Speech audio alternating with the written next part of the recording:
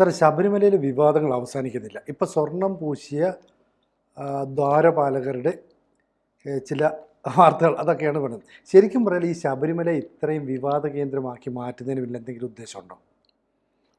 അല്ല, അത് ശബരിമല കുറേ കാലമായിട്ട് വിവാദ കേന്ദ്രമായിട്ട് മാറി. വിശേഷിച്ചും ഈ ഗവൺമെൻറ്റിൻ്റെ ഭരണം തുടങ്ങിയതിന് ശേഷമുള്ള 10 വർഷം. വിശേഷിച്ച് ഒരു കാര്യമില്ലാതെയാണ് ശബരിമലയിലെ സ്ത്രീ പ്രവേശനം എന്ന് പറയുന്നൊരു ഇഷ്യൂ എടുത്തിട്ടത്. എന്നിട്ട്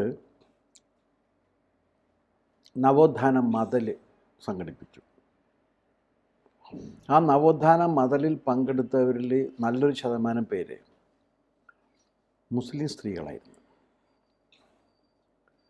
സ്വന്തം പള്ളിയിൽ പ്രവേശനമില്ലാത്ത മുസ്ലിം സ്ത്രീകളാണ് ശബരിമലയിൽ പ്രവേശനം വേണം എന്നാവശ്യപ്പെട്ടുകൊണ്ട് നവോത്ഥാന മതൽ തീർത്തത് എന്നതാണ് അതിനകത്ത് വൈരുദ്ധ്യം.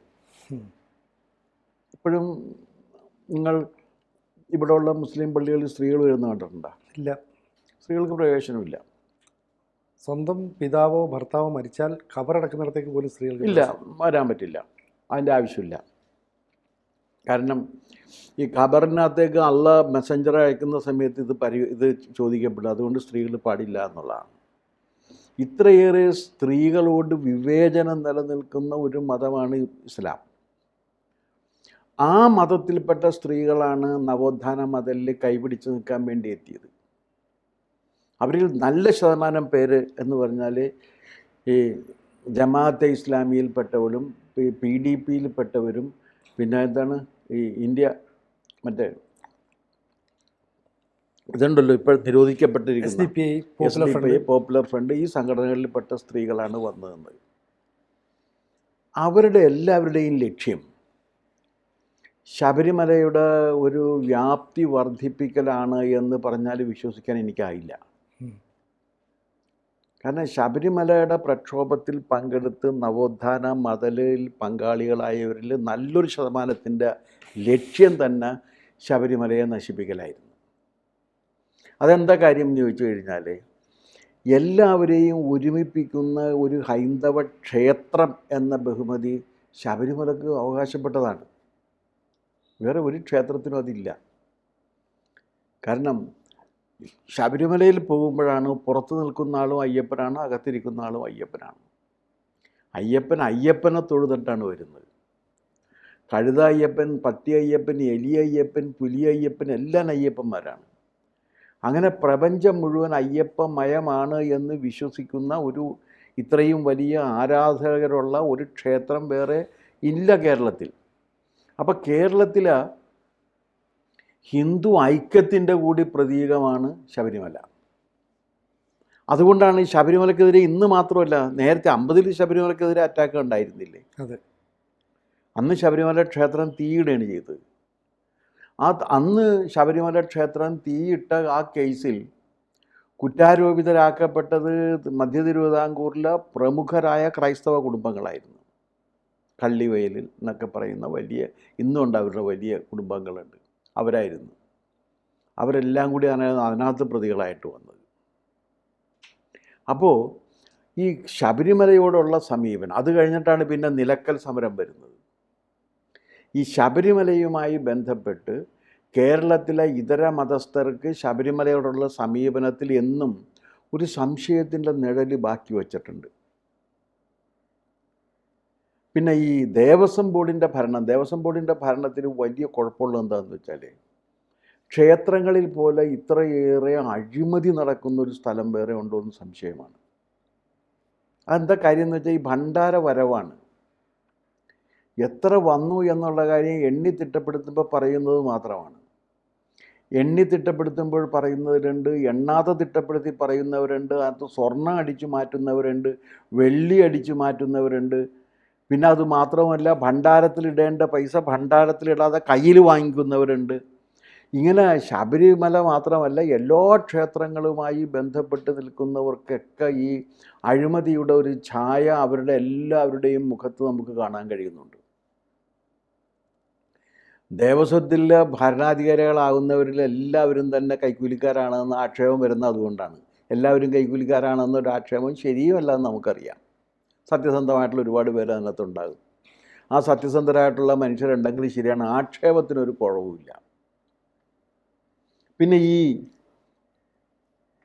കൊടിമരം സ്വർണം പൂശുന്നത് പോലുള്ള ഒരു അഴിമതിക്ക് സ്കോപ്പുള്ളൊരു കാര്യം വേറെയില്ല. കാരണം കൊടിമരത്തിൽ എത്ര പവൻ സ്വർണം ഒരു കൊടിമരം സ്വർണം പൂശാൻ ഉപയോഗിച്ചിട്ടുണ്ടെന്ന് നമ്മളെങ്ങനെ അറിയും? കണക്കില്ല. എത്രയാണ് അതിനെ ഉപയോഗിച്ചേക്കണേന്ന് ഇവരൊരു കണക്ക് പറയല്ലേ. 100 പവൻ ഉപയോഗിച്ചിട്ട് ഇത് കൊടിമരം സ്വർണം പൂശിയിരിക്കുന്നു. പിന്നെ എല്ലാ ക്ഷേത്രങ്ങളിൽ നിന്നും നമ്മൾ കേൾക്കുന്നൊരു കാര്യം വെച്ചാൽ ക്ഷേത്രത്തിൽ കിട്ടുന്ന സ്വർണത്തിൽ കുറവ് വരുന്നു. സ്ഥിരം കേൾക്കുന്നില്ലേ? ക്ഷേത്രത്തിലെ സ്വർണം എണ്ണി തൂക്കം നോക്കിയപ്പോൾ കുറവ് വരുന്നു. ആര് കൊണ്ടുപോയി, എങ്ങനെ കൊണ്ടുപോയി, എന്ത് കൊണ്ടുപോയി, ആരെങ്കിലും പിടിക്കപ്പെടുന്നുണ്ടോ? അതുമില്ല.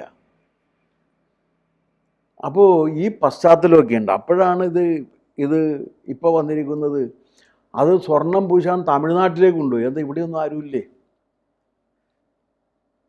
തമിഴ്നാട്ടിലെവിടെയാണ് കൊണ്ടുപോയിരിക്കുന്നത്.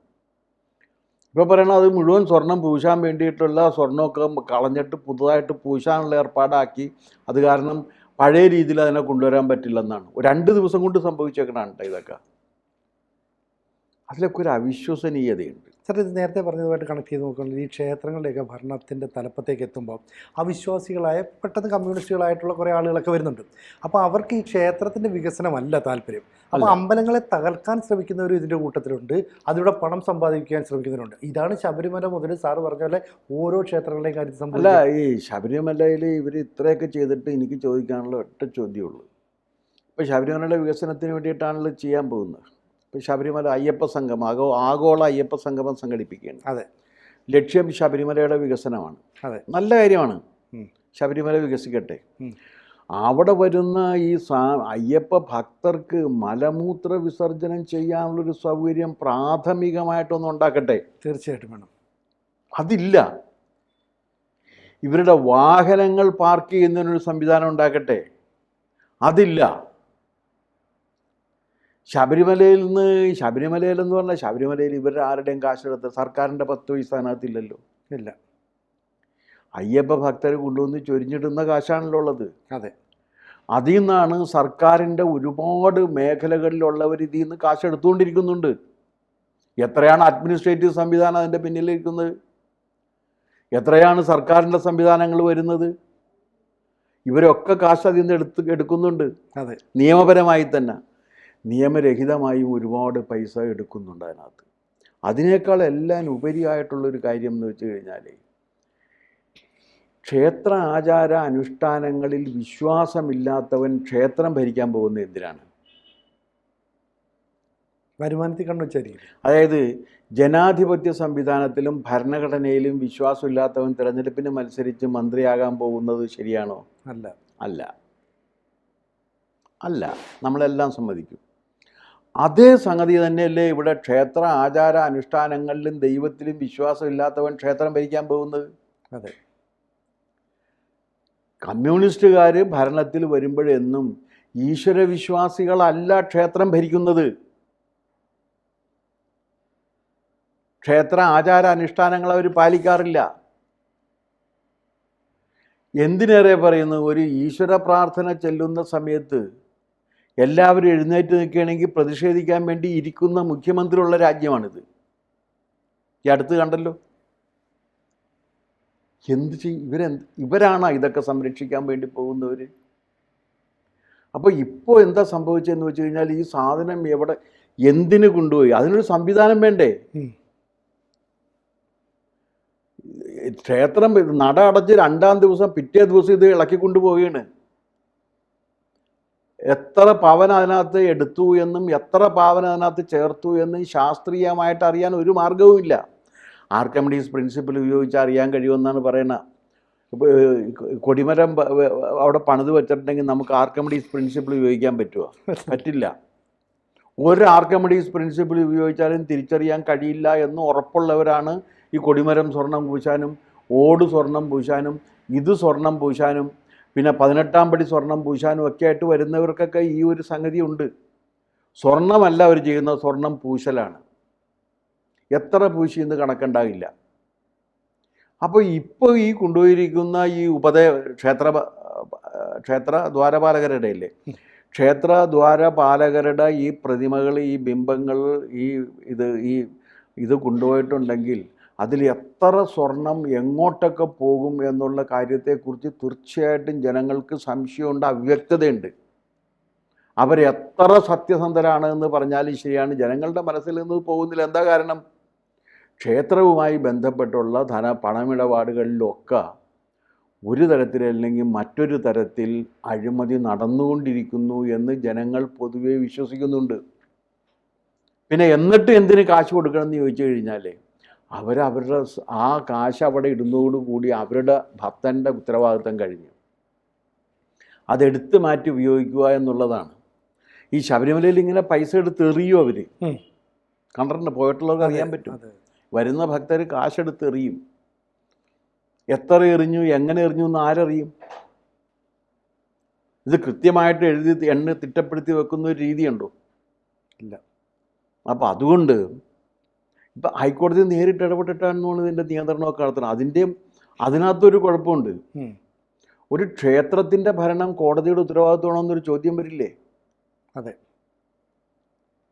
കോടതി അവിടെ സ്ഥിരമായിട്ട് ഒരു ജില്ലാ ജഡ്ജിയുടെ റാങ്കിലുള്ള ഒരു ഉദ്യോഗസ്ഥനെ വെച്ചിട്ടുണ്ട് കമ്മീഷണറായിട്ട്. അങ്ങേര് അറിഞ്ഞിട്ടുണ്ടോ ഇല്ലയെന്ന് അറിയില്ല ഈ സ്വർണം പൂശുന്ന പരിപാടി. ഇനിയിപ്പോൾ അവിടെ ഒന്നും സ്വർണം പൂശാൻ ഇല്ലാഞ്ഞിട്ടായിരിക്കും പൂശിയത് തന്നെ വീണ്ടും പൂശാൻ തീരുമാനിക്കുന്നത്. കാരണം ചക്കരക്കുടമാണേ, കൈയിട്ട് കഴിഞ്ഞാൽ നക്കിയാൽ നല്ല മധുരമായിരിക്കുമെന്ന് അവർക്കറിയാം. അപ്പോൾ ചക്കരക്കുടത്തിൽ കൈയിട്ട് നക്കിക്കൊണ്ടിരിക്കുന്നവരാണ്. അപ്പോൾ നക്കികളായി തന്നെ നക്കികളായി മാറിക്കൊണ്ടിരിക്കുകയാണ്.